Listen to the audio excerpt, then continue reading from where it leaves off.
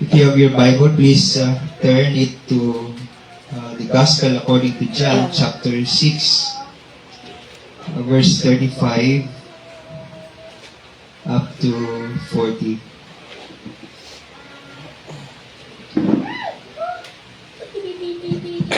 John 6, 35 to 40. I'll be reading from the English Standard Version. And the Word of God says, Jesus said to them, I am the bread of life. Whoever comes to me shall not hunger, and whoever believes in me shall never thirst. But I said to you that you have seen me, and yet do not believe. All that the Father gives me will come to me, and whoever comes to me, I will never cast out.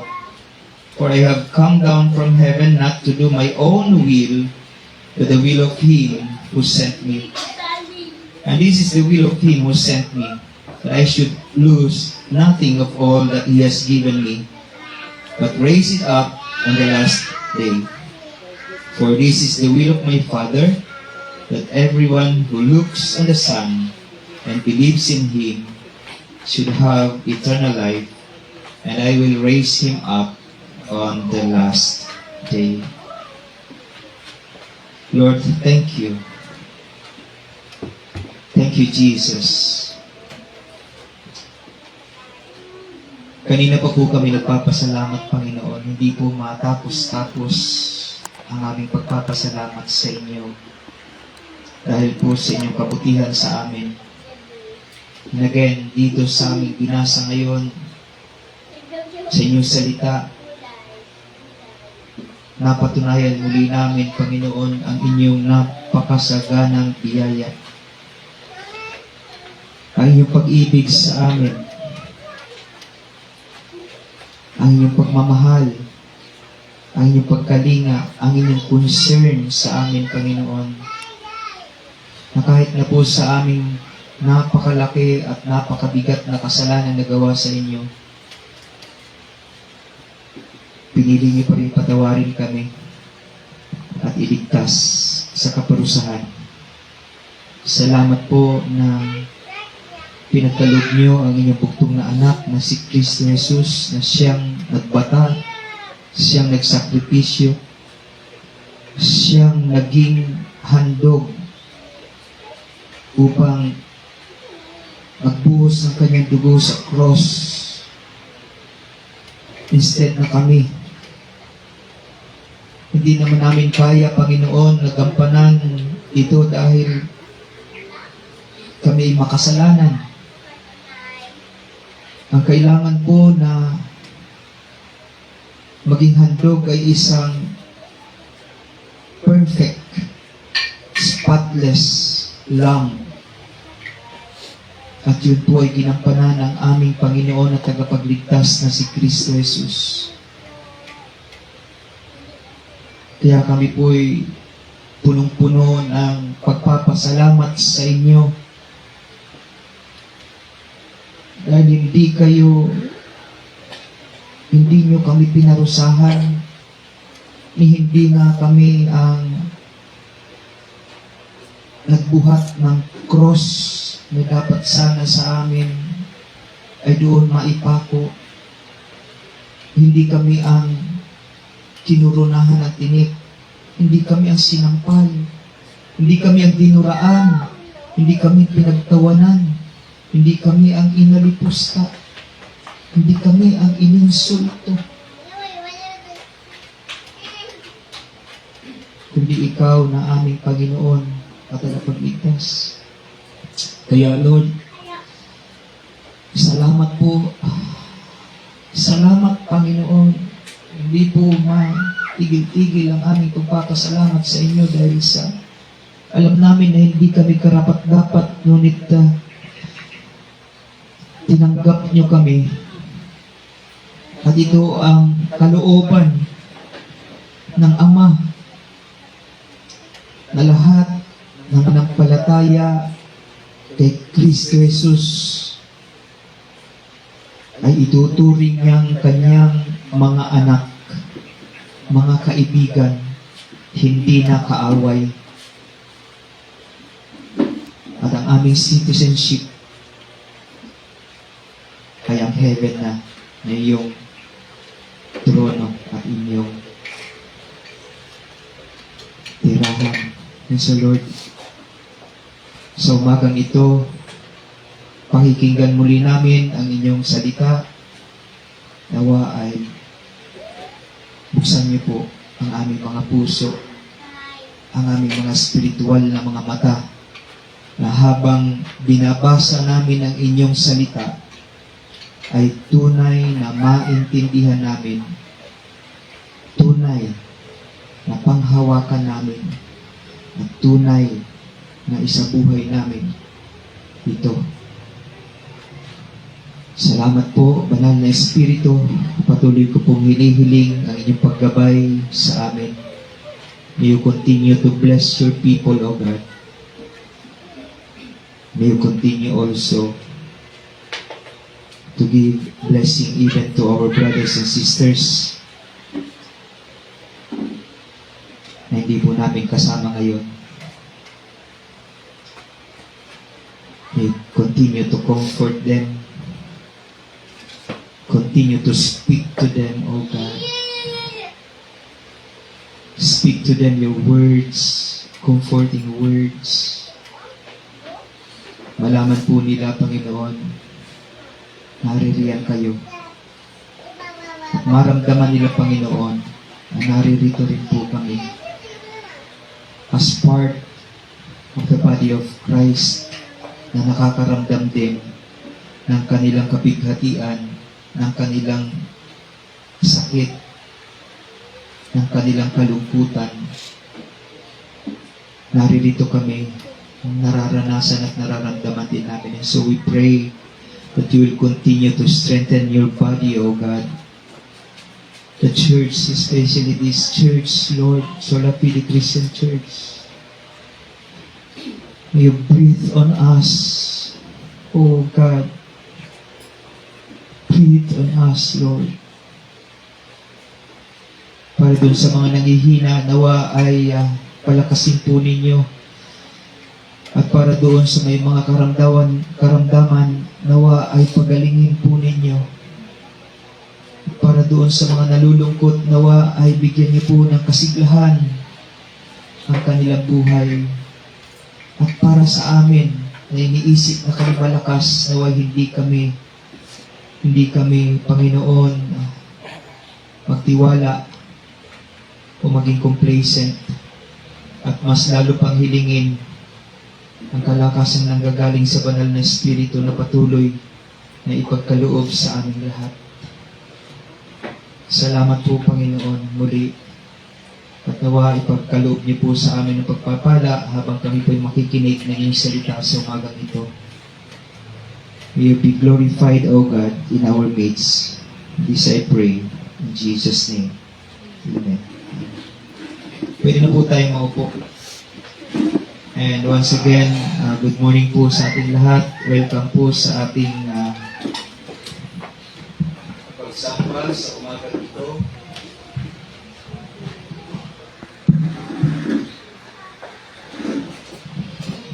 Tayo po yung papatuloy sa ating book series sa Romans chapter 8.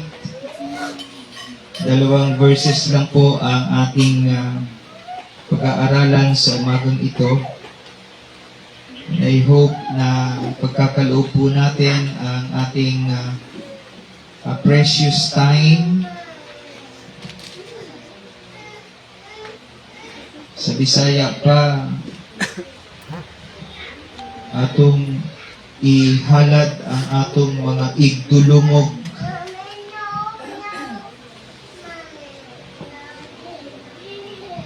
para sa pagpamati sa iyang pulong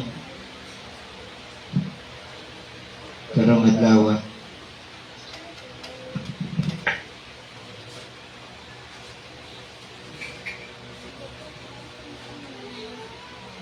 Ang pamagat po or title po ng ating mensahe sa umagang ito ay From Suffering to Glory. Ang passage po natin ngayon actually 2 verses lang, pero ang dala-dala ay ang bigat ng buong Christian life. Yung bigat ng buong Christian life ang dala-dala ng 2 verses nating pag-aaralan sa umagang ito. Kung tatanungin ko kayo, ano ang Christian life in one sentence para sa inyo? What is Christian life in one sentence para sa inyo? Pwedeng interaction muna tayo. So para sa inyo, ano po yung Christian life in just one sentence? Sino makakapagbigay? Assembly, Christian life.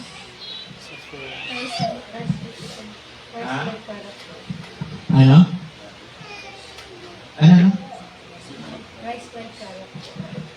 Ang Christian life is a Christ-like character. Ano pa? True believers, Christian life. Ano yung kung saan Kristohanong kinabuhi?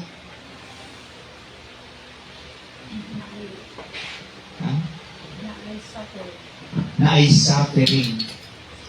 Kung si Pablo po ang sasagot sa tanong ko, malamang ang isasagot niya ang Christian life ay Romans 8:17 to 18.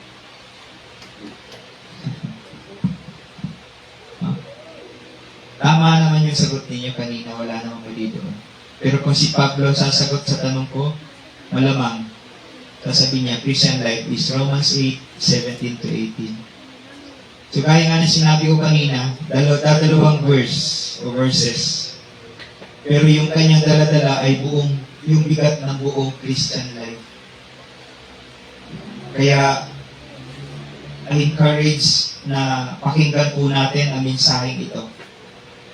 Dahil napakaganda, nakikita natin yung bigat ng isang Kristiyanong pamumuhay o buhay ng isang Kristiyano. So ano ba kasi sinasabi ng Romans 8 verses 17 and 18?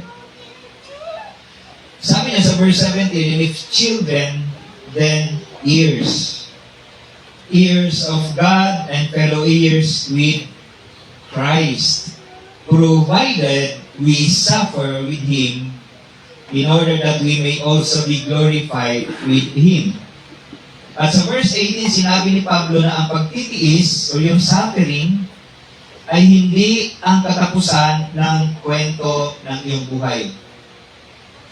Ang suffering, sino may suffering taas kamay? Lahat tayo. Ang suffering ay hindi ang period o yung katapusan ng storya ng buhay mo.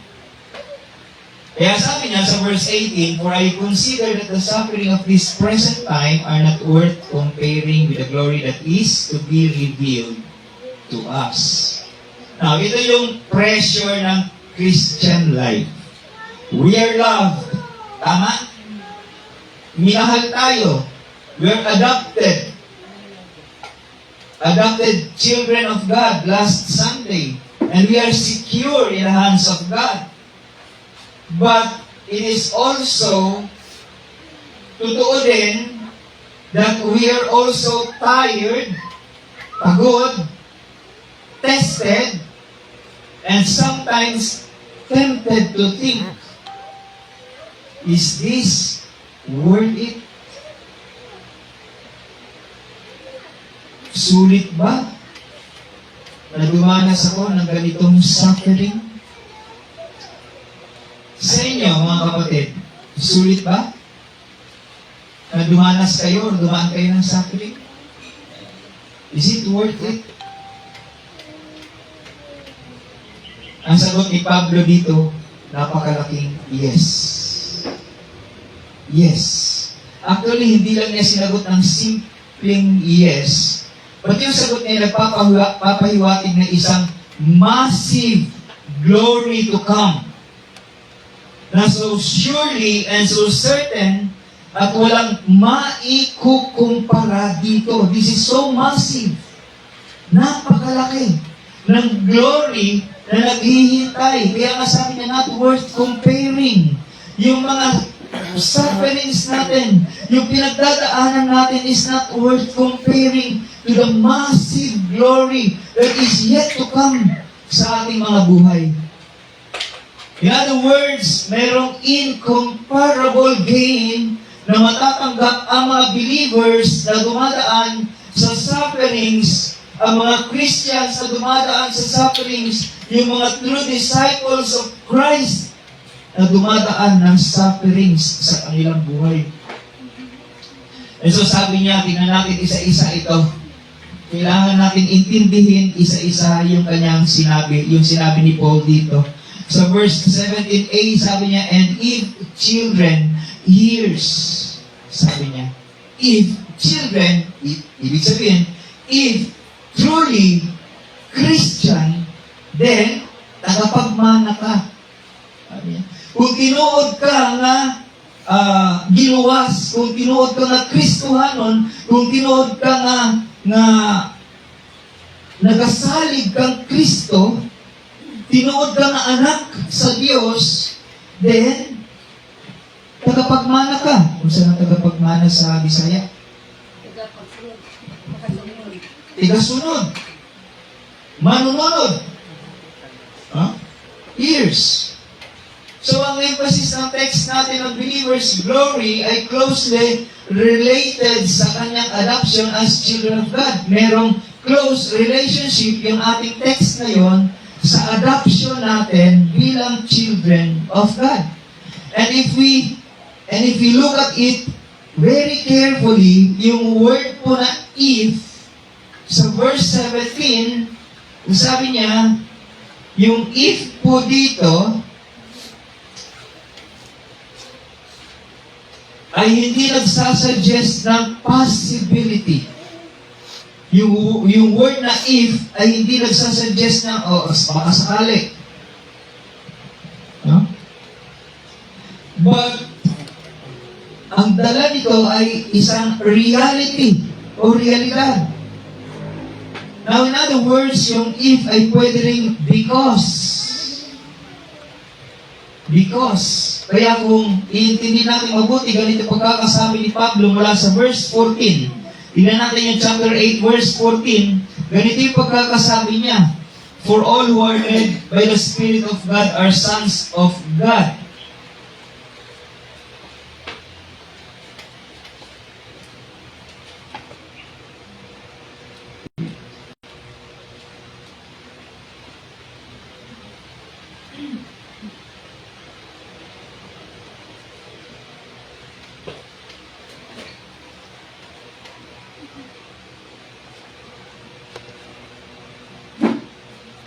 In verse 15, for you did not receive the spirit of slavery to fall back into fear.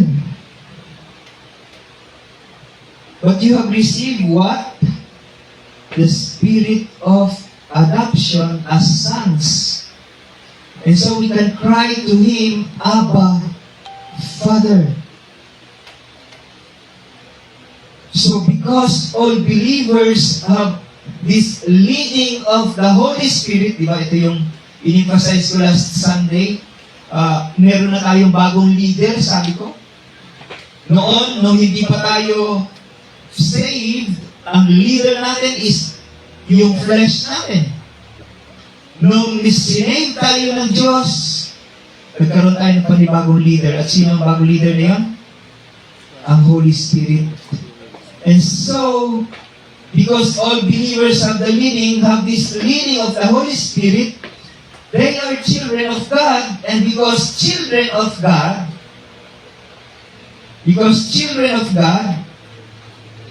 they're also heirs, tigapagmana.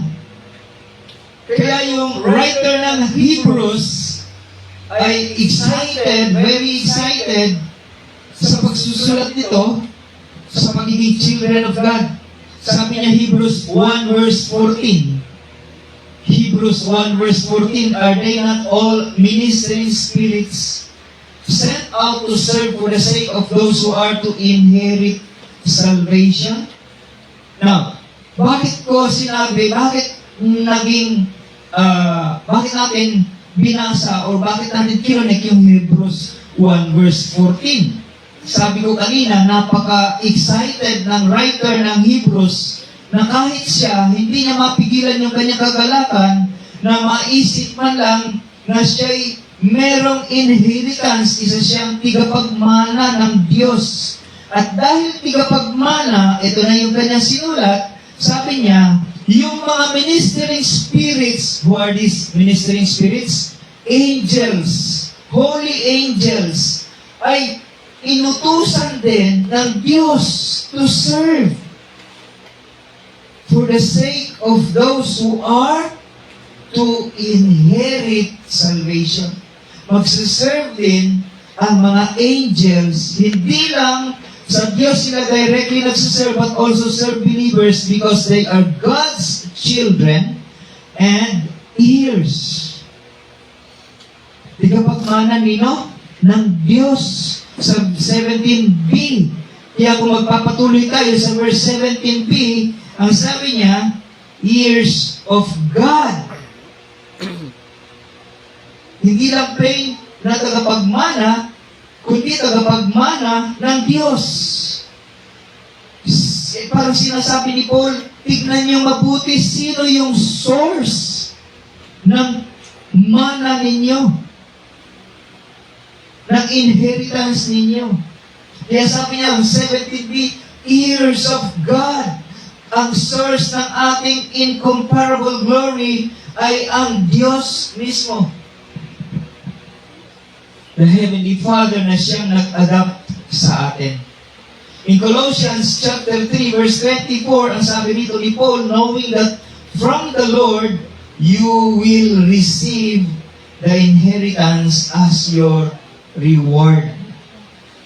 Knowing that from the Lord, from Father, from God the Father, you will receive the inheritance as your reward.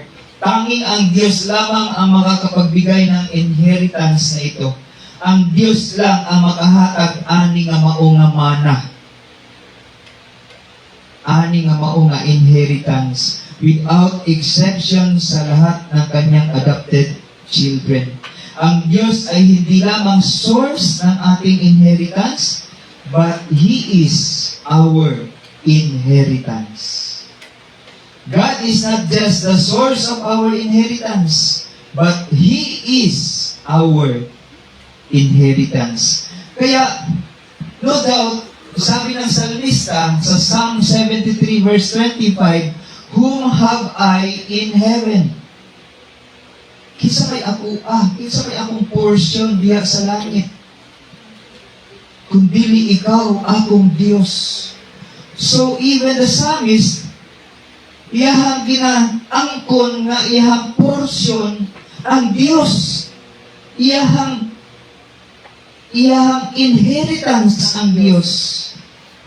And then he continued to say in Psalm 73 verse 25, there is nothing on earth that I desire besides you. Wala na ko'y laing gi-desire o Diyos. Dinhi sa kalibutan, ikaw ra gyud. Kita, kung sa may atong ginadesire dinhi sa kalibutan, taas nga grado, kalampusan, trabaho nga nindot, hayahay, daghang kwarta, mayong pamilya, dakong balay, sakyanan, puno og kwarta, mayong lawas. Pero ang psalmista ingon siya, whom have I in heaven but you? And there's nothing on earth that I desire besides you. And even the prophet Jeremiah sa Lamentations chapter 3 verse 24, siya po, ingon siya, the Lord is my portion, says my soul, therefore I will hope in Him. The Lord is my portion. Maupod ba niya ang ato ang declaration? That God is our portion. At wala na tayo desire din kundi ang Diyos. Sa vision ni John sa island of Patmos, sabi niya, Revelation 21 verse 3, sabi niya, and I heard a loud voice from the throne saying, behold, the dwelling place of God is with man. He will dwell with them, and they will be His people, and God Himself will be with them as their God. The greatest blessing God's children will have in heaven will be the eternal presence of their God. Ang pinakadako na blessing na maangkunan sa usa ka Kristohanon, usa ka magtotoo dito sa langit, ang Diyos mismo. Si Kristo mismo. Siya ang pinakadako, pinaka-grandest na gift. No?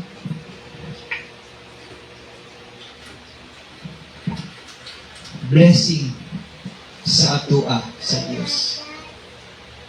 Dili, ang atong pag-adto sa langit, dili kay katong giniingon sa pulong sa Dios nga sa langit manggod wala nay paghilak. Sa langit manggod wala nay poverty. Wala nay kakabos. Wala nay problema. Wala nay suffering. Wala nay gera, wala nay away. Wala na. Kabalo ba mo nga dili kamo atog langit because of those things? Ang atong pag-adto sa langit, ang pinaka-grandest blessing nga maangkunan unya nimo ug nako nga nagatuo kang Kristo Jesus. Ang maangkunan nimo pag-abot nimo sa langit, si Kristo mismo. Si Jesus Christ mismo. Kaya nga pagkakaharap na natin siya face to face, lahat ng mga alalahanin, lahat ng problema, lahat ng kalungkutan, lahat ng pag-iyak, lahat ng sakit, lahat ng mga hindi magagandang naranasan mo dito, hindi magagandang pangyayaring naranasan mo dito, pagtingin mo kay Kristo Jesus, face to face, pag nagkita kayo, wala nang lahat yun. So si Jesus, ang napakalaking blessing sa ating mga Christians pag tayo'y nasa heaven na. So intindihin natin mabuti, hindi lang po tagapagmana ang sabi ni Pablo dito, kundi tagapagmana ng Diyos. At hindi lang din nagtatapos ang pagiging tagapagmana ng isang believer dito, may extension pa. Kaya sabi niya sa verse 17c, so hindi ka lang tagapagmana, hindi ka lang tagapagmana ng Diyos. Sa 17c, sabi niya, fellow heirs with Christ. Ilang beses, isang verse, inulit-ulit yung word na heirs. Tatlo. Tignan yung verse 17. Ha? 1, 2, 3. Tatlo. Sa isang verse lang. Gaano ka-importante yun? That's very important. We are fellow heirs with Christ. Marami sa atin, sino ang may minana na dito, na ari-arian, dito sa mundo? Lupa, sasakyan, bahay, pera sa bangko, meron na ba? Meron na? Sa atin? Meron na si Sister Glenn. Minana niya na kasi namatay na yung father and mother niya. So meron naghati-hati na sila nung lupa nila doon sa Borongan. So meron na siyang minana. Ako yung minana ko, yung lupa ko, ito lang. Kaya ang team song ko, this land is mine. But going back sa ating topic, marami sa atin nagmamana ng mga ari-arian ng kanilang mga magulang. Ngunit gaano man ito kadami, gaano man ito kalaki, hindi pa rin ito maikukumpara sa mamanahin natin bilang mga mananampalataya ni Kristo. Dili siya maikumpara. Siguro ang mga tag-iya sa SM, mga anak-anak, grabe na gimana. Mga anak ni Lucio Tan, siguro gimana po. Pero gimana po nila ang dagkong utang. Dagko po nilang gimana, dagko po utang ilang gimana po. Pero sa atong mga Christians, incomparable ang inheritance nato sa langit. Ang mamanahin mo sa Diyos ay limitless para po sa kaalaman mo. Limitless. Bakit? As fellow heirs of Christ, we share in everything that the true Son of God, Jesus Christ, inherits. Makakabahagi po tayo sa lahat ng mamanahin ng only begotten Son of God na si Kristo Jesus. Basahin po natin, Ephesians.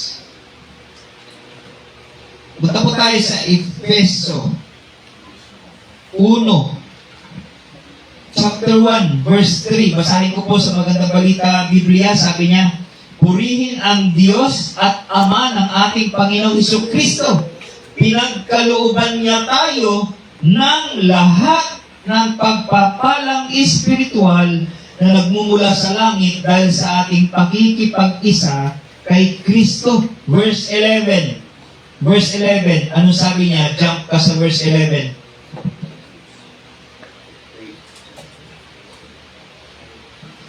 Verse 11, kami ay pinili ng Diyos, or tayo, personal ko na ito, ay pinili ng Diyos mula pa sa simula na maging Kanya sa pamamagitan ni Kristo ayon sa Kanyang plano. Ang Diyos ang gumagawa sa lahat ng bagay ayon sa layon ng Kanyang kalooban. Now, ang ibig ko sabihin dito sa verse 11, nung pinagkaloob ng Diyos ang mana sa lahat ng nananampalataya sa Kanyang bugtong na anak na si Kristo Jesus, sinelyohan niya pa ito. Merong garantiya. There is a guarantee. At ano? The Word of God, the Father, siya mismo ang nagbigay ng guarantee. Itinalaga ang kanyang anak na si Kristo upang maging tagapagmana ng lahat. At sinelyohan niya pa ito.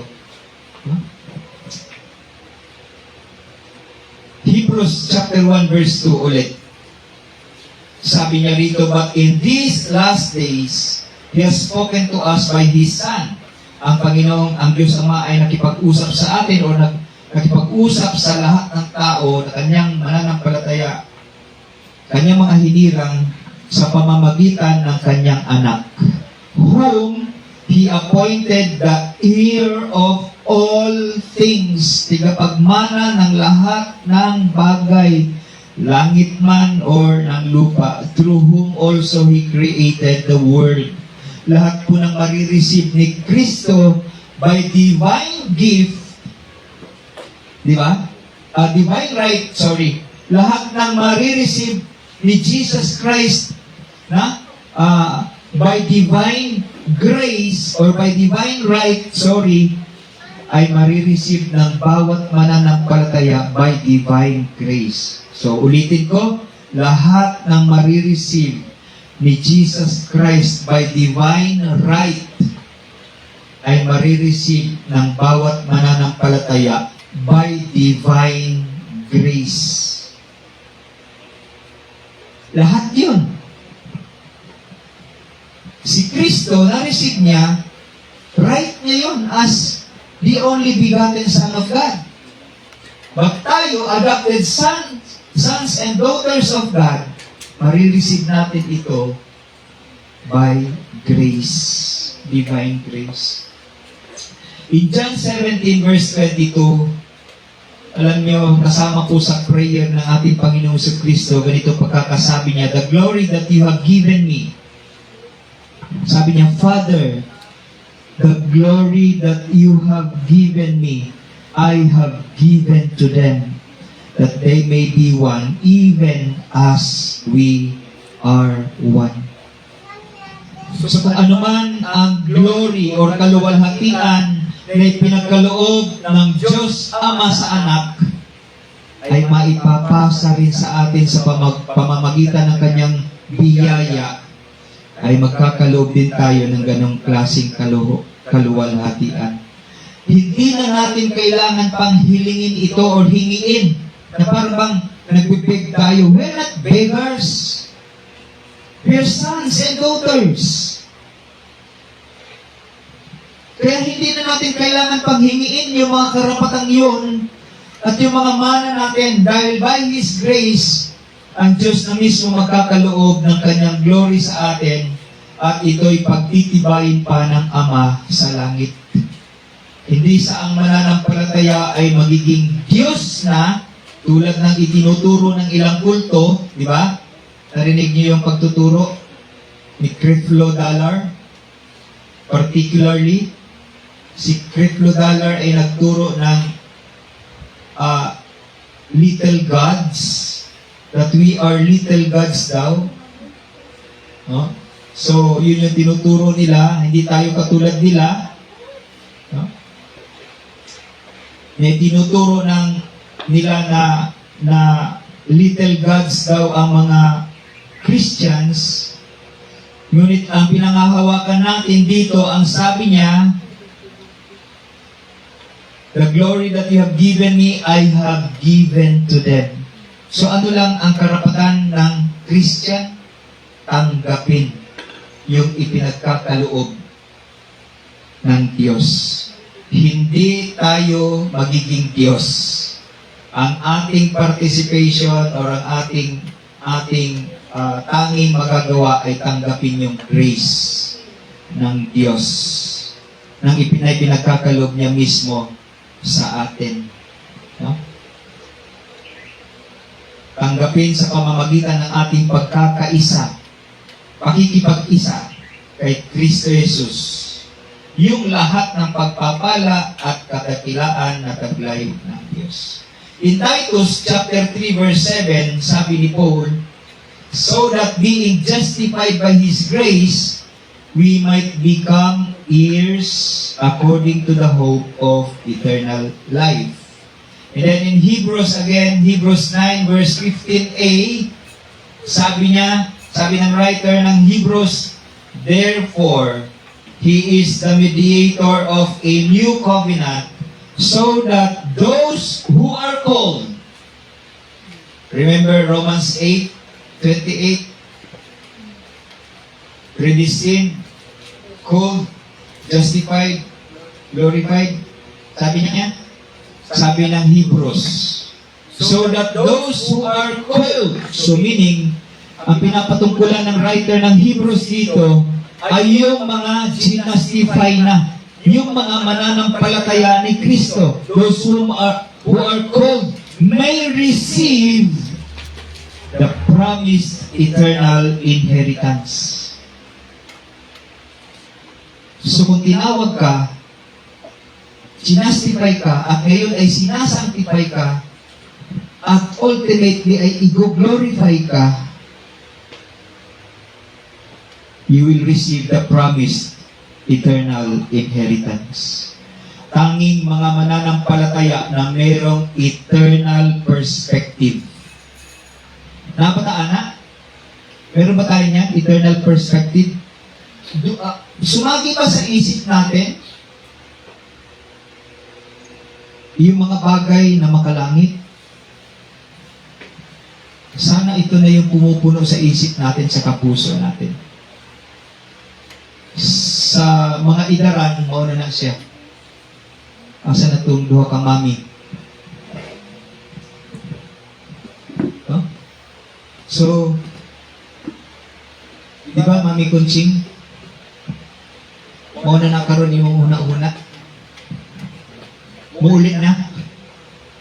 Ang mga butang makalangit, si Kristo, wala na ilain. Pero dili lang ni siya para sa mga nag-uminto, nag-edad. Bisan si Jessica, bisan si Era, kung ato ni silang tudluan, na ilan ng panganduyon ang mga butang sa langit.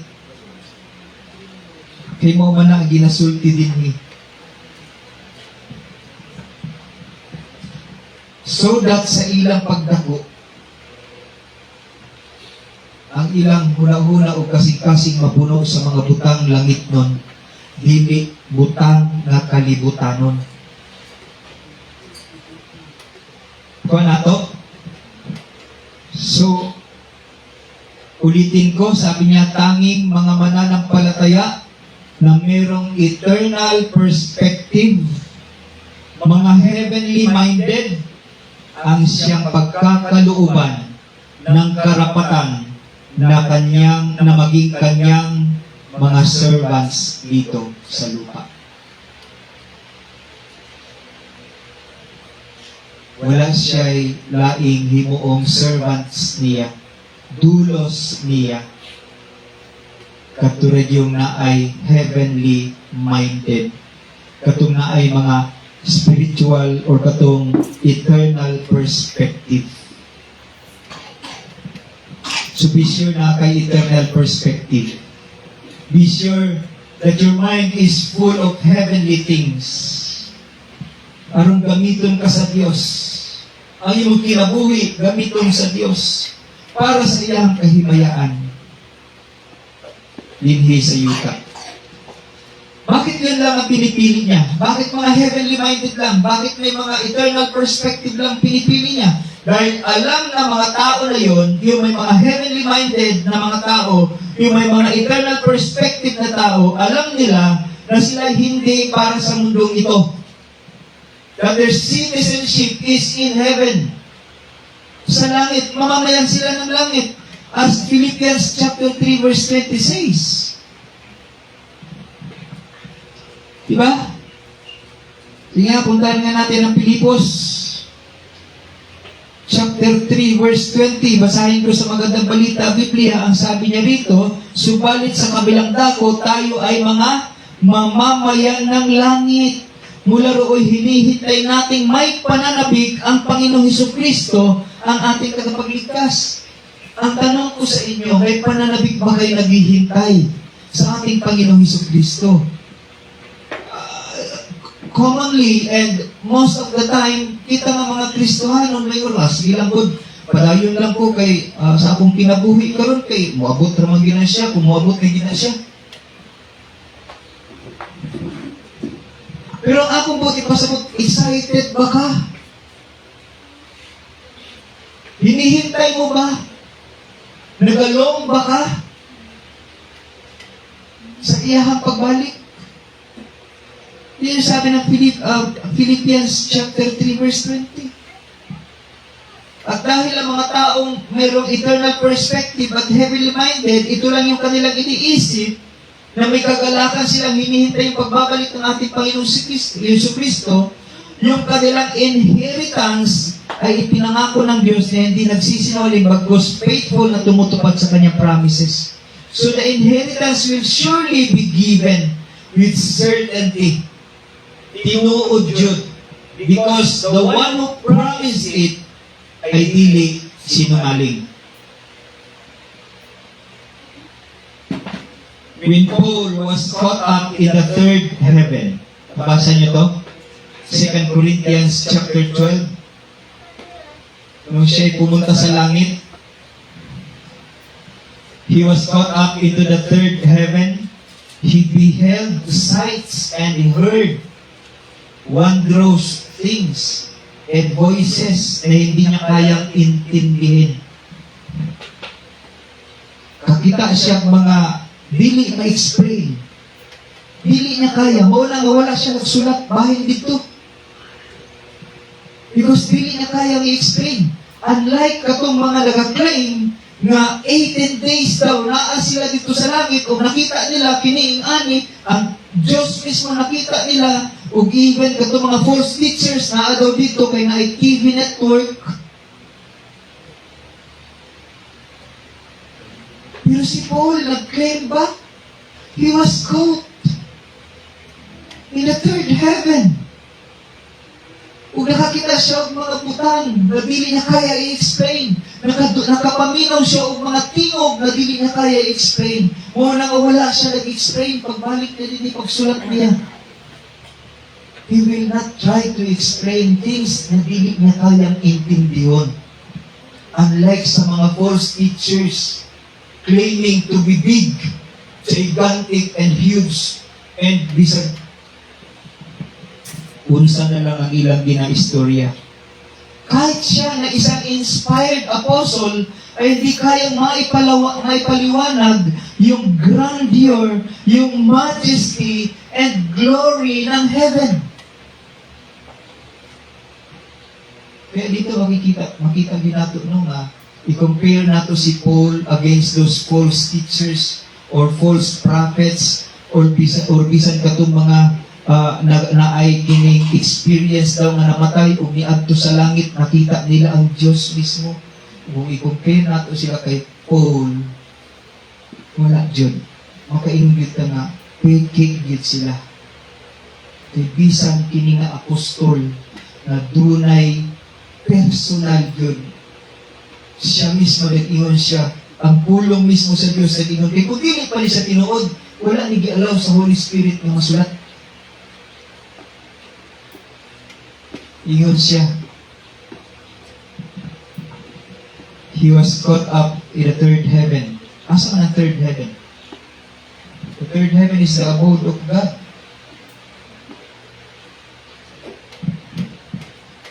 Pero wala siya nag-specify o bisag unsa dito sa langit. Ang iyalang giingon, wow! Wow! Nga nila siguro ang iyang expression dito. Now, si Paul, isang apostle, inspired apostle, di tayo may paliwanag yung grandeur and majesty and glory ng heaven. Pero ito, tingnan niyo, pakinggan niyo. Ang bawat believer someday ay hindi lamang hahanga at makakaintindi sa majesty and glory ng heaven, kundi makakabahagi pa siya ng glory sa heaven. Are you excited? Excited ba mo? Na makabahagi kayo ng glory sa heaven? Ha? Kaya bawat mananampalataya ay dapat na ma-motivate na i-dedicate yung kanyang sarili sa isang pure and holy living habang naririto pa sa mundo. Ulitin ko, dapat kung totoo ka and you claim that you are a follower of Christ, a believer of Christ, a Christian, then ma-motivate ka na i-dedicate mo yung buhay mo purely and holy dito sa mundong ito.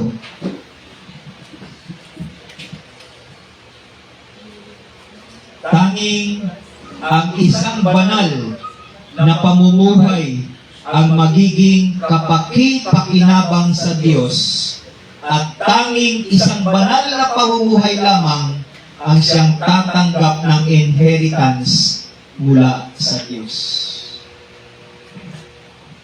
Tanging banal na pamumuhay lamang. So dapat ma-motivate tayo to dedicate our lives to live a holy and pure life here. Darating ang araw na ang lahat sa mundo ito ay mawawala dahil ang buong mundo ay corrupted and defiled. Ngunit ang inheritance nating mananampalataya ay imperishable and undefiled according to 1 Peter chapter 1 verse 4. Hindi mawawala, reserved in heaven.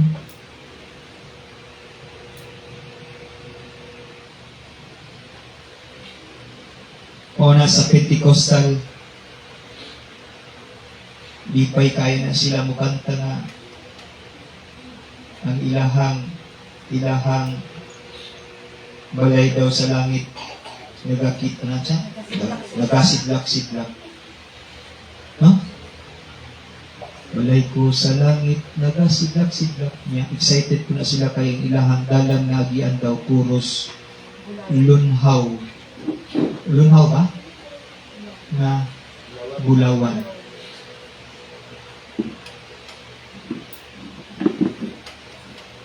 Mga evangelical, sana lang. Pero sila excited tayo. Kasi excited. Makita ang ipreparar na mansion sa Diyos para sa iya dito sa langit. Wala gimutasok kamay, patasok kamot nga naman kay siya ayaw sa pastor kay daghan ko kasi kasuhon diri gagmay pa ako mga anak pastor ba. Nga, wala para ba ako ang mister to apa dito sa gawas.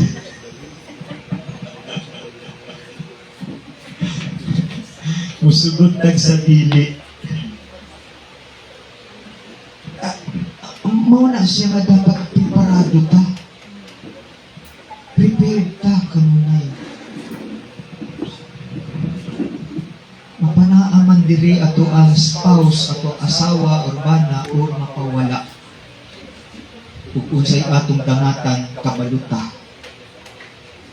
Namo atubang ta kang Kristo. Ug moingon siya sa ato, welcome, good and faithful servant.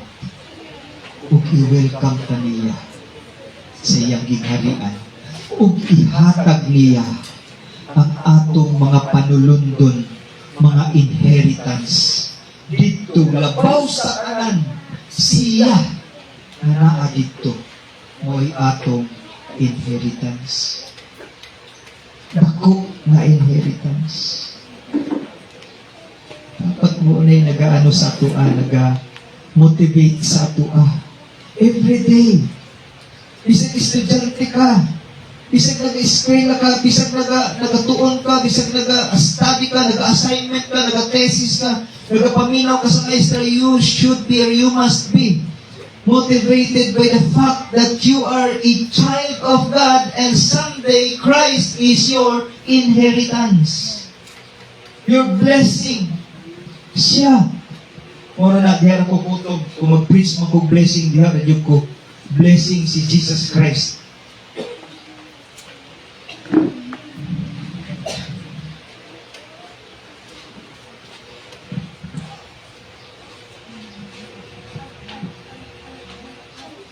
Kaya kung maunay mag-motivate sa atin, speaking in tongues na diba?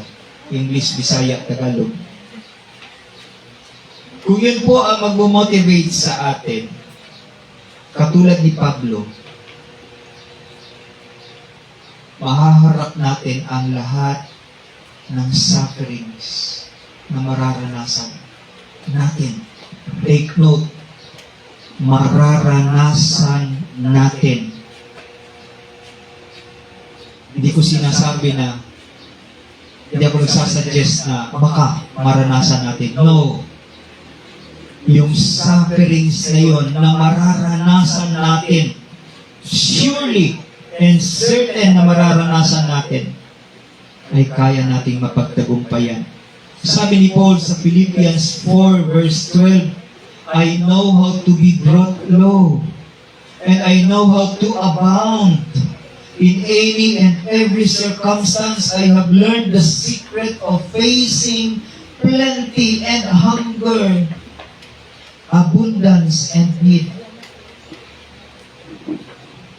Meron ba tayo niyan? Kaya ba nating sabihin yan?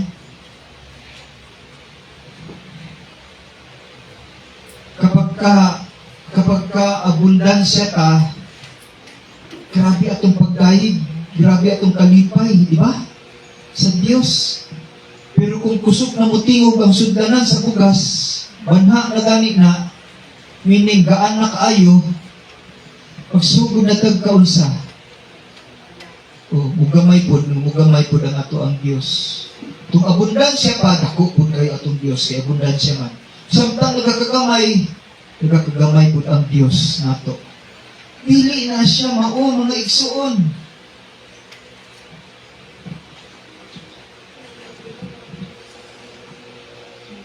Gaya ni Pablo, dapat marunong din tayo. We know how to be brought low.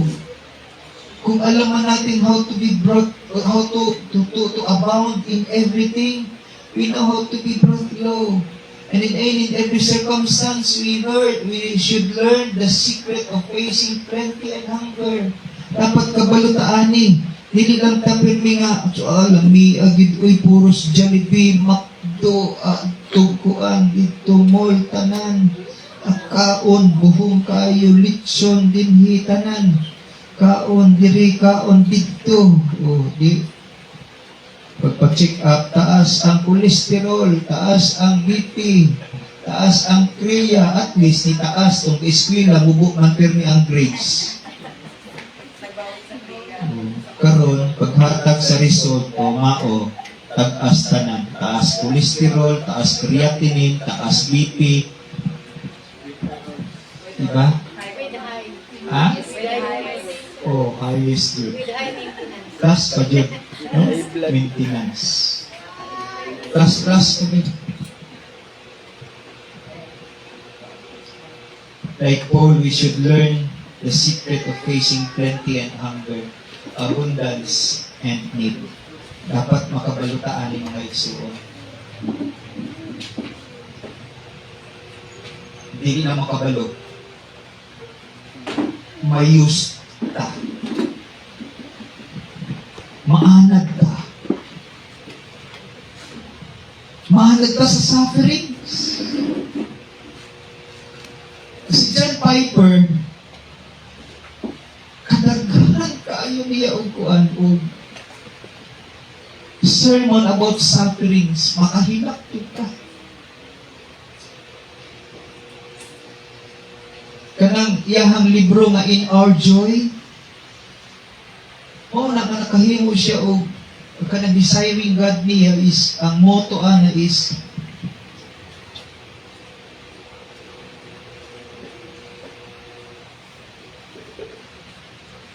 ang motto sa desiring God sa gani,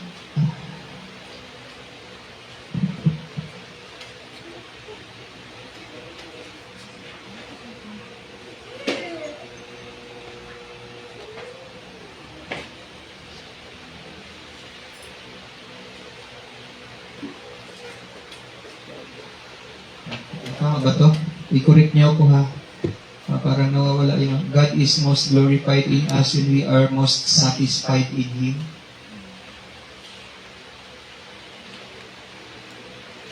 God is most glorified in us when we are satisfied in Him. Diba? So meaning, ang satisfaction nato dili dinhi sa kalibutan. Our satisfaction is in Christ Jesus.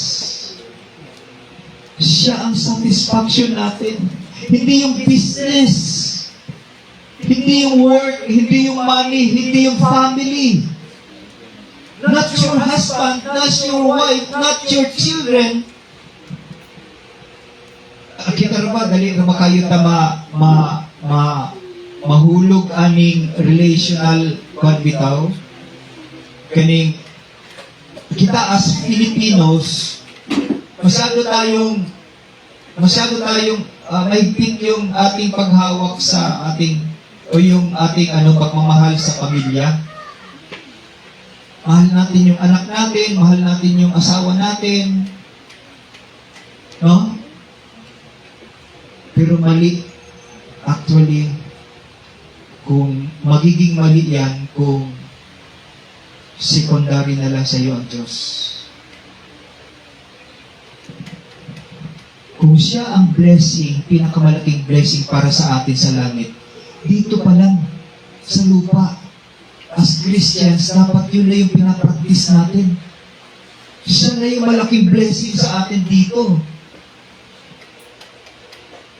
Hindi yung asawa, hindi yung anak, hindi yung trabaho, hindi yung business, hindi yung pera. Si Kristo. Kaya ang Panginoong Hesus nagpaalala sa lahat ng believers. Matthew 6:19 to 21. Tignan ninyo. Matthew 6:19 to 21. Jesus said, "Do not lay up for yourselves treasures on earth, where moth and rust destroy and where thieves break in and steal." Dito ang daming giransak na balay diri sa Delpin. May trabaho sa mga kawatan. Bantayan ang balay nga way tao o gransako ni siya pangawatan. Mauna siya ang realidad. Dili lang ka makaingon na magoy kawatan diha. Grabe magoy kawatan. No. The reality of life here is this. Matthew 6:19 to 21 says very clear. Kaya ang command is, do not lay up for yourselves treasures on earth, where moth and rust destroy, where thieves break in and steal. Ano yung command niya? But lay up for yourselves treasures in heaven, where neither moth nor rust destroys, and where thieves do not break in and steal. For where, this is the warning, for where your treasure is, there your heart will be also. Asa gani ang imong bahandi, tuapod ang imong kasing-kasing. Dili lang na bahandi. Muna nga, the love of money is the root of all evils. Dili ang money, but the love. Pero sa mga false teachers, the lack of money is the root of all evil. Niya maghatag pa na sila ng example. Tanawa imong misis kung wala na'y kwarta, di ba? Root of all evil sa gawas iya. Masuko na sa imuha. Oriel Baliano? Sa G12? Wala. The lack of money daw is the root of all evil. Twisting the word of God. Imbis nga itudlo para maluwas ang tao, ang kalag sa tao, dili. Their belly is their God is their belly. Muna mga tawhana. For where your treasure is, there your heart will be also. We are children of God. And if children, then heirs. Heirs of God and fellow heirs with Christ. Pwede na sana tayong huminto dito di ba? Okay na po ako, years with God, okay na, excited na po ani. Excited na ba ka, Jessica? Yes? So, closing prayer na ta? Ha? Pero dili Yung na ko ganiha, 2 ka verses, duman pa lang itong isa ka verse, ito na pa'y ikaduha. Verse 18. Meron pang karugtong. And I think, kining sumpay na verse, muna siya ang ginaiwasan. Ito yung iniiwasan mostly ng marami, kahit ng mga Christians. Alam nyo, ang mana or inheritance dito sa lupa o dito sa mundo, madalas laging may kakambal na gulo.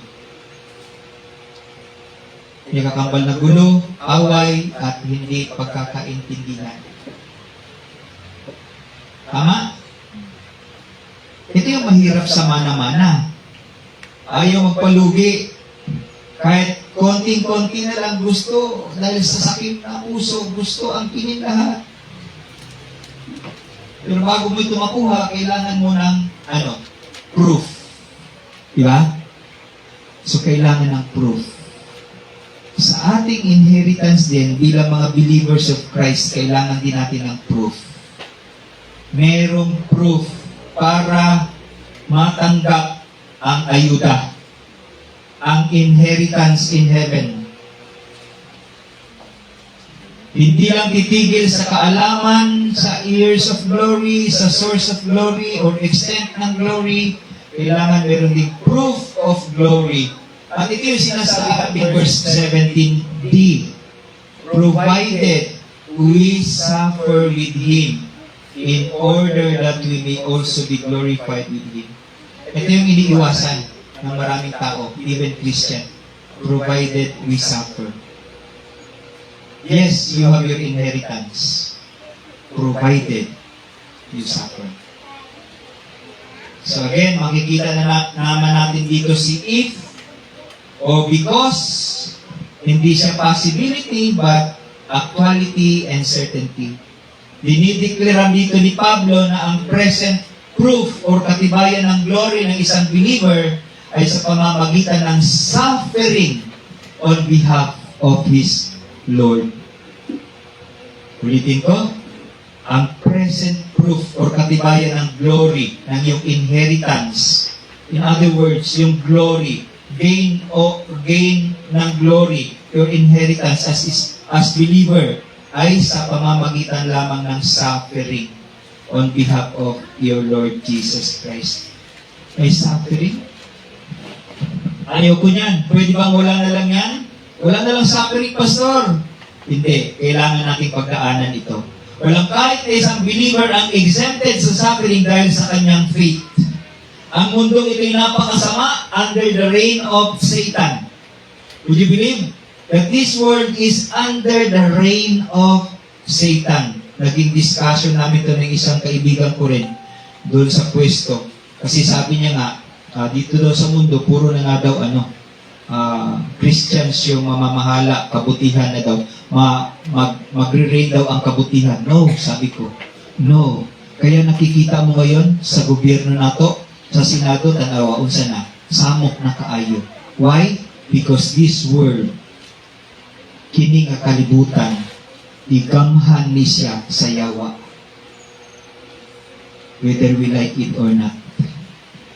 Under the reign of Satan. Sino nagre-reign dito ngayon? Si Satan. Ang mundo, at ito ang tignan ninyo, ang mundo, this world, hinahamak niya ang Diyos and even Christians. Kaya may persecutions. Hindi pa natin yan nararanasan dito. Sa Iran, pwede na. Sa China, okay na. Sa North Korea, yes, nararanasan na nila. Sa Afghanistan, sa Colombia, sa Mexico, sa saan pa? Nararanasan na nila. Kita, free pa. Wala ka ta. But later on, magkakaroon din tayo ng portion. Dahil magaganap at magaganap talaga ang sinasabi ng salita ng Diyos na ang araw, ang mundo ito magiging worse. Worse. From worse to worse.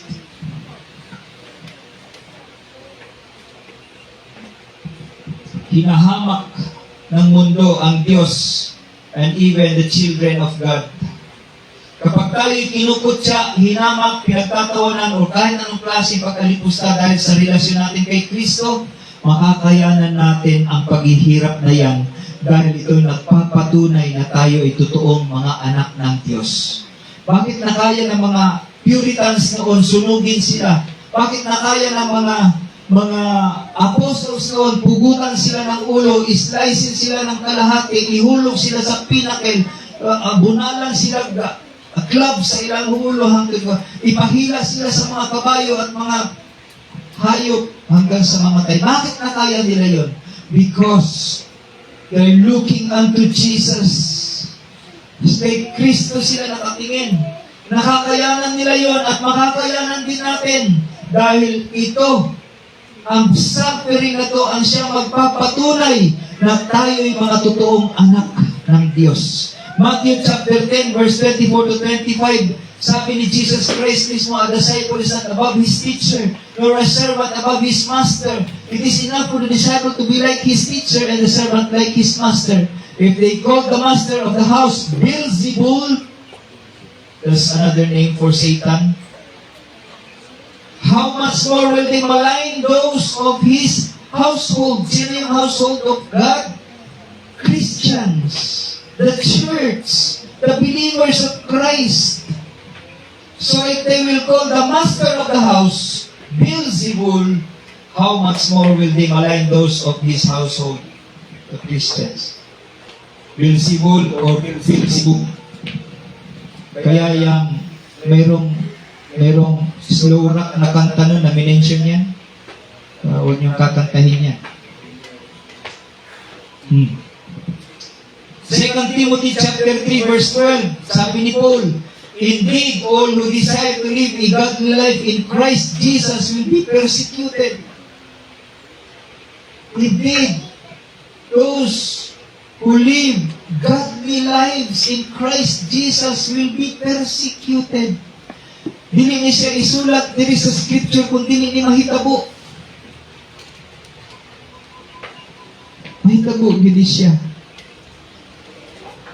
Kung nagakinabuhi man ta karon og Dios nga nakinabuhi, be ready for our persecutions. Be ready for our sufferings. O ni karon ginasultihan na ta mo. Para karon pa lang kung gusto niyo mag-back out na mo.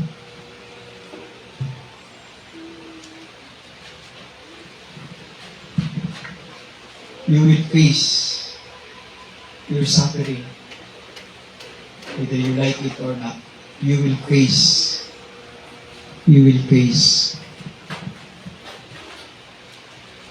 it. Ang suffering ay isang integral part ng proseso ng ating maturity. Kaya napapansin natin doon sa mga Christians na hindi nagmamature, wala masyado silang suffering. Okay ra sa ilang kinabuhi. Di ba? Tama? There are those who are Christians na hindi ka mature. Baby lang ihapon. 20 years, 30 years ng Christian. Pero baby ihapon. Basahin natin. Siguradong dadaan ang bawat mananampalataya sa prosesong ito. Proseso ng suffering. Basahin natin ang 2 Corinthians 4. 2 Corinthians chapter 4. Okay pa mo? 2 Corinthians chapter 4 verse 8 hanggang 11. 8 hanggang 11, sabi niya, we are afflicted in every way, but not crushed, perplexed, but not driven to despair, persecuted, but not forsaken, struck down, but not destroyed. Pwede ka madagma, pero bangon yung ka. Always carrying in the body the death of Jesus, so that the life of Jesus may also be manifested in our bodies. For we who live are always being given over to death for Jesus' sake, so that the life of Jesus also may be manifested in our mortal flesh. So death is at work in us, but life in you. No? Huh?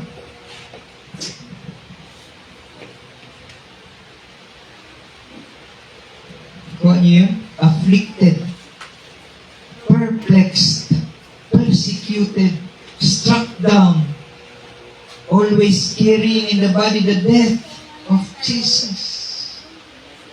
Always being given over to death for Jesus' sake. Hindi ba niya suffering? the more a believer suffers in this life for the sake of his Lord, the greater will be his capacity for glory in heaven. Pero bakit nga ba inaalaw pa ng Diyos yung suffering sa buhay ng mananampalataya? Hindi ba kayo na-question? Lord, bakit? Lalo na ako may suffering, Lord. O di ba, okay na lang unta ng isave ko nimo, and then, magpaabot na lang ko kung paano sa kabubalik para i-glorify ko akong lawas. Ano na may suffering? Some reason.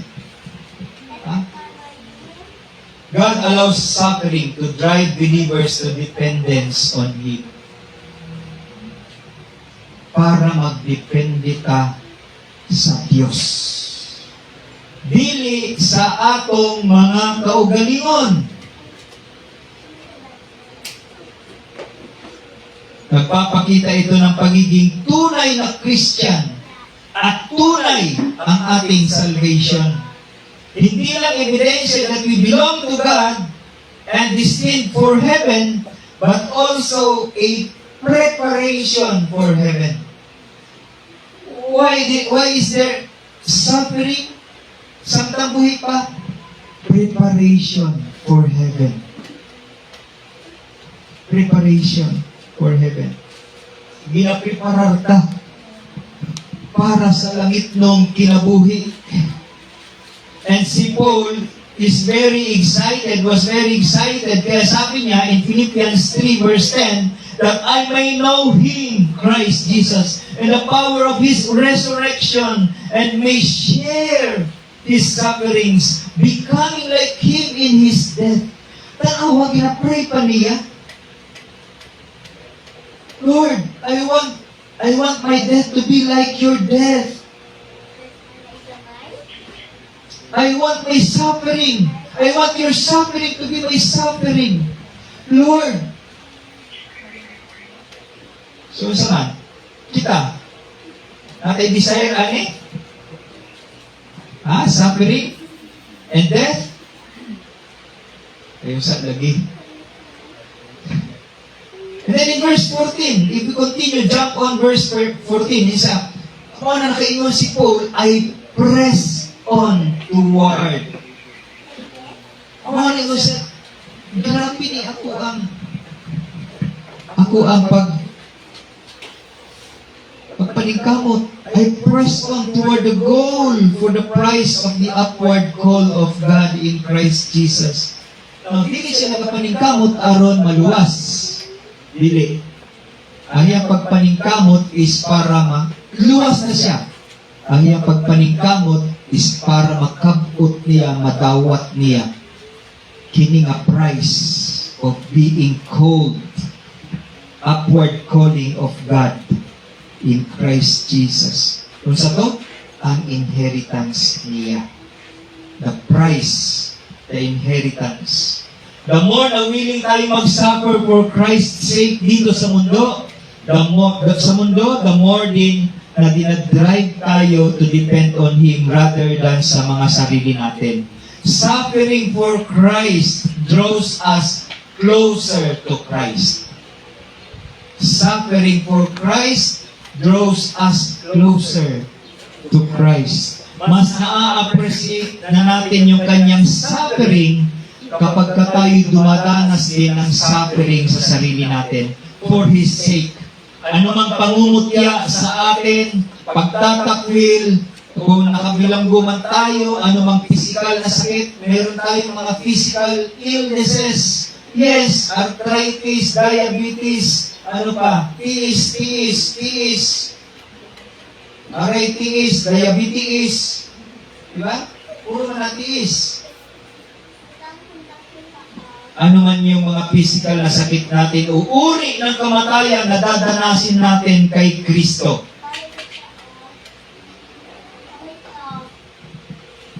Alam niyo, inihahanda tayo ng message na to sa pamamaraan ng kamatayan na pwede nating danasin.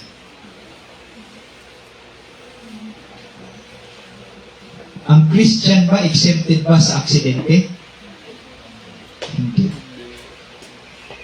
Ang Christian ba exempted sa sakit? Cancer? Hindi rin. Kasi kapag ka may cancer ka, sabi ng iba, grabe siguro nagsala ng tuhana pag tinagit si cancer. Diba? Pero dili tayo exempted ano? At itong mensahe na to sa atin ngayon is preparing us for the kind of death na mararanasan natin. And so, isipin mo na yung pinaka-worst na paraan ng death na dadanasin mo. Yes. Isipin mo na yun. But before mo isipin yun, dapat panghawakan mo yung salita ng Diyos. Dapat ligtas ka. Dapat anak ka ng Diyos. Dapat may inheritance ka kay Kristo. Fellow heirs ka with Christ. Heirs ka ng Diyos. Tagapagmana ka ng Diyos. Para ano? Para kung danasin man natin yung pinaka-worst or nightmare sa death natin, masasabi natin, wala ito kung ikukumpara ang mamanahin ko na si Kristo doon sa langit. And so death for you, dili na siya sakit. Dili na siya makahadlok. Dili na siya frightening para sa atua ang death. Kaya na-prepare naman ang atong kasing-kasing. Gaano man kalubha ang mga pagdurusang ito, panandalian lamang ito. These sufferings, meron ka mang pinagdadaanan ngayon, na parang sabihin mo sa sarili mo, ayaw ko nang mabuhay, gusto ko nang mamatay, dahil sa mga dinadanas ko ngayon na paghihirap ng kalooban. Dumadaan ka ba ng mga ganitong pagsubok, pagdurusa, mga kapatid? Tandaan mo, temporary lang yan. Temporary lang yan. Panandalian lamang ang mga ito. 2 Corinthians 4:17, sabi ni Paul, for this light pa yun ha, momentary, panandalian, affliction is preparing for us. Kita nyo na? Piniprepare tayo for us an eternal weight of glory beyond all comparison. Dili may kumparar. Huh? Sa madawatan nato nga glory unya kang Kristo Jesus. As mentioned above, magdaranas talaga tayo ng sufferings. Dadanas talaga tayo ng sufferings. Muagi gyud ta og sufferings, mga igsuon. Ug dili ko kabalo kung unsa ato ang agian ng suffering. Unsa siya ka worst. O na gina-prepare ta. And persecution. Muagi pa tag persecutions as believers of Christ. Kaya sabi ng Panginoon, if the world hates you, you know that it has hated me first. Kung nasuko ang kalibutan sa inyo ha, nauna na sila o siya ang nasuko sa ako ha. Meron talagang opposition, alienation, affliction, at rejection from the world. At kahit na from within. Alam niyo, hindi lang labas ang mag-o-oppose. Hindi lang labas ang mag-reject. Hindi lang labas ang magkakaroon ng rejection sa atin or magre-reject sa atin or we will be afflicted by the outsiders. No. Expect natin from within. Meron din. Yet we also have the Lord's wonderful assurance that nothing we suffer for His sake will do us any lasting harm. Walay lasting harm na maidudulot yung mga sufferings na ito ng believers. Meron itong katapusan, and this will come to an end. This will just a light and momentary affliction.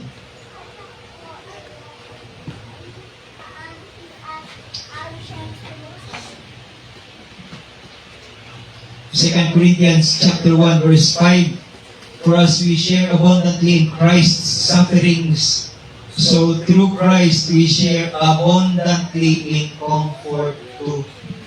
Kung nag-share man karon sa suffering ni Kristo, we will also share in His comfort abundantly. Abundantly. We will be comforted by nonetheless our Lord Jesus Christ. Kaya yung mga nagtuturo ng health, wealth, and prosperity gospel, hindi totoo sa gospel of Christ, but they reflect the message of the world. Very worldly. Worldly.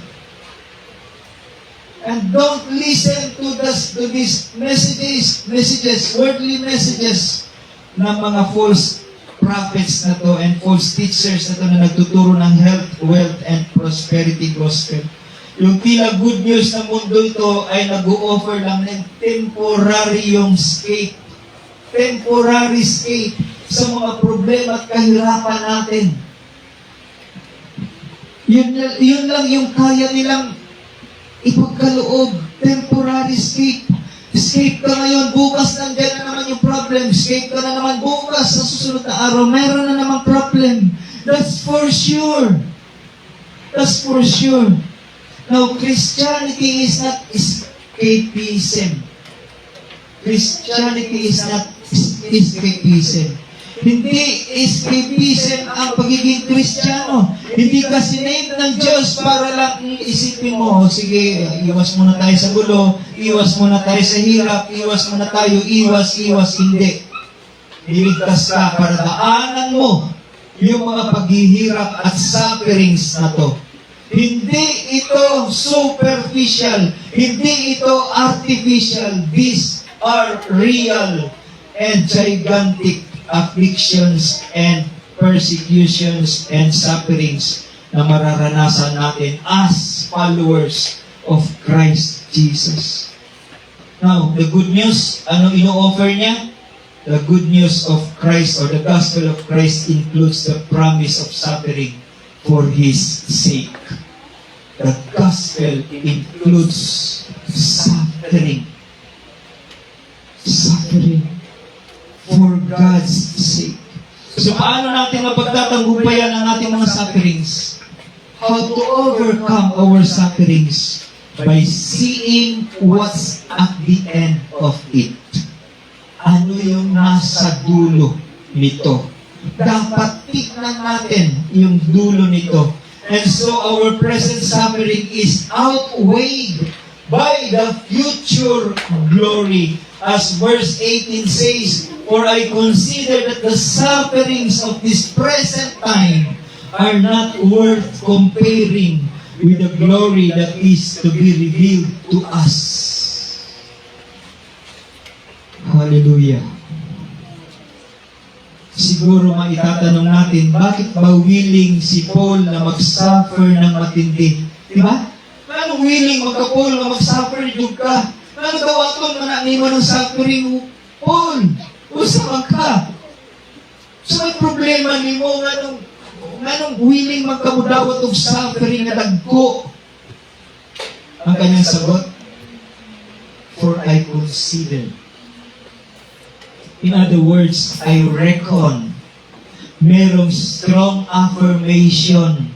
At ano ang affirmation? Ang affirmation ay yung kasunod ng mga talata. Sabi niya that the sufferings of this present time are not worth comparing with the glory that is to be revealed to us. I reckon, I consider that this suffering, sabi niya, in this present time, dili ni siya maikumparar sa glory, sa kaluwalhatian na i-reveal sa akin pagdating ng panahon.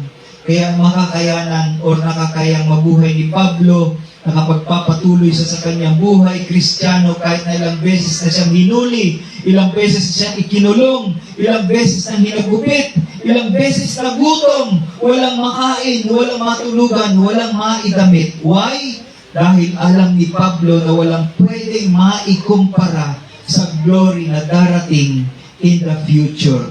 Again, nagpapakita siya ng example sa ating mga believers ngayon. Hindi tayo aatras sa anumang pagsubok. Can I get your amen here? Amen. Hindi tayo aatras sa anumang pagsubok. Mas nanaisin natin na dumaan sa maraming pagsubok dahil alam natin na hindi ito maikukumpara sa darating na glory ni pagkakaloob ng Diyos through our Lord Jesus Christ. Alam niyo, hindi lang si Paul ang nakakita ng future glory na ito. Kahit sa Old Testament, nakita na ito ng mga tapat na mga servants ng Diyos ni Yahweh. Hindi lang si Paul ang nakakita ng glory in heaven. Even in the Old Testament, sino nakakita? Daniel, Shadrach, Meshach, and Abednego. Nakita nila lahat yun. Kaya sa Daniel chapter 12 verse 3, ang sabi dito, and those who have insight, in other translation, wise, will shine brightly like the brightness of the expanse of heaven, and those who lead the many to righteousness like the stars forever and ever.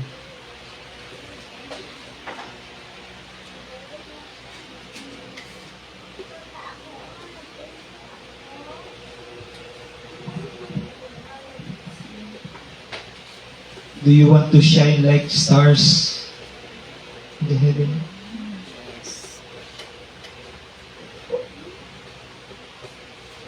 Embrace your sanctification. Embrace your suffering. Kaya si Kristo, nung niyakap niya yung cross, sinabihan siya ng mga tao, bakit mo niya iyakap yan?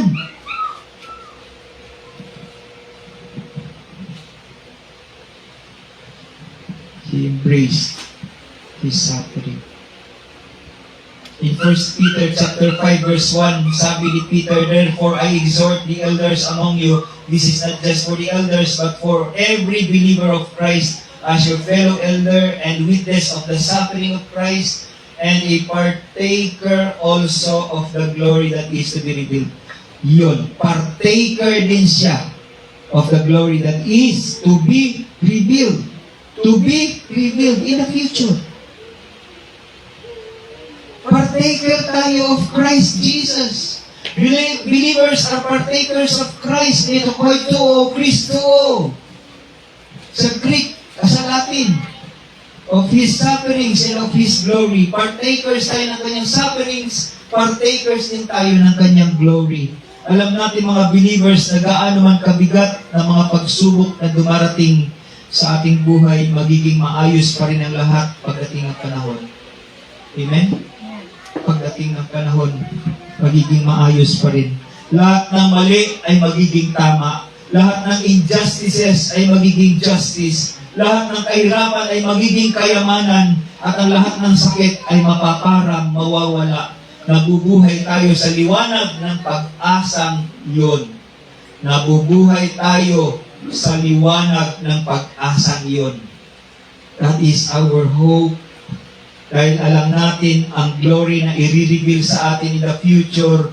Kaya kahit ano pa mang sufferings ang maranasan natin, we can persevere. We can persevere. Our suffering comes from men, our glory comes from God. Our suffering is earthly, our glory is heavenly. Our suffering is very short, our glory is forever. Our suffering is light, our glory is heavy. Our suffering in this human body is in this human body. Our glory is in total perfection of personhood. We will be perfect, glorified. Philippians chapter 1 verse 6. Always binabanggit ko ito, so that you will panghawakan natin. Sabi ni Paul, indeed, I am sure of this, that he who began a good work in you shall bring it to completion at the day of Jesus Christ. Yes, my sufferings, but that's very short compared to the glory that should be revealed to us in the future. Yes, my suffering, but that's temporary against the glory that is eternal. God is faithful. God is faithful. He will do it. He will keep us till that day. Yan po ang nag-uumapaw na kagalakan at pag-asa na nasa aking puso at nawa ay nasa puso din ninyo.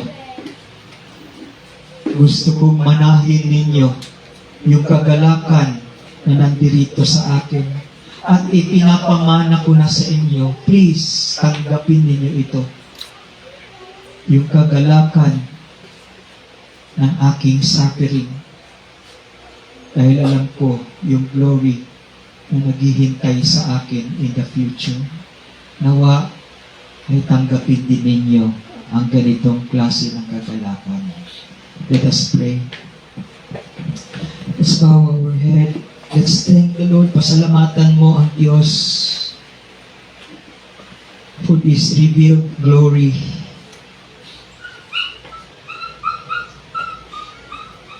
Pasalamatan mo ang Diyos for this light and momentary sufferings and afflictions and persecutions na dinadanas mo ngayon. Oh Father, thank you. Thank you. Napakalaki ng aming kagalakan na malaman na kami ay kabilang sa mga tinawag ninyo mga anak. At dahil kami mga anak, kami ay mga tagapagmana, heirs of God and fellow heirs of Christ with Christ. Napakalaking pribilehiyo nito para sa amin. At kami nagigilty dahil alam namin ang aming sufferings ay napakababaw. Napakaliit ng aming sufferings. Bagamat hindi po namin hinihiling ang dumanas na mabibigat na mga pagsubok, Panginoon, katulad ng naranasan ng mga apostoles, dahil wala naman po kaming pusong martir, nais pa rin naming maging matapang sa aming pag-represent sa aming Panginoong Hesukristo. Tulungan nawa ninyo kami, Banal na Espiritu. Please, lead us. Lead us, O Holy Spirit. Marahil hindi lamang kami vocal masyado sa aming pagiging Kristiyano. Kaya hindi rin po kami masyadong na-identify as your disciples. Kaya please, tulungan niyo po kaming huwag i-deny ang mga light and momentary afflictions namin, so as not to forfeit also the glory that is to be revealed to us pagdating ng panahon. Nawa ay buo naming yakapin ang aming sanctification, O God, that we will embrace our sanctification with joy, with readiness in our heart. Especially na alam na namin walang kahit na ano dito sa mundo o kahit na mga principalities or powers or authorities or even death ang makapaghihiwalay sa amin sa pag-ibig ng Diyos na nakay Kristo Jesus. Salamat po, Amang Dakila. Salamat. Salamat po sa inyo po ang lahat ng papuri at kaluwalhatian sa pangalan ng aming mabuting pastol na si Kristo Jesus. Amen. Amen. Amen.